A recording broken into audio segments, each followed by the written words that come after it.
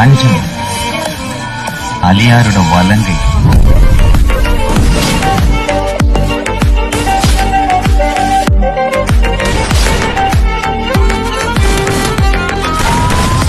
ആന്റണി പഴയ സ്വഭാവം വേണ്ടെന്ന് വെച്ചിട്ടുള്ളൂ, ആണത്തം പണയം വെച്ചിട്ടില്ല. ചേട്ടത്തിനും പറഞ്ഞ നിന്റെ ചങ്കി ഞാൻ പതി വരും പോട്ടി. ഇവിടുന്ന് പോയാൽ ഞാൻ തിരിച്ചു വരും. കണക്കുകൾ ഒരു പടുത്തെടുക്കും.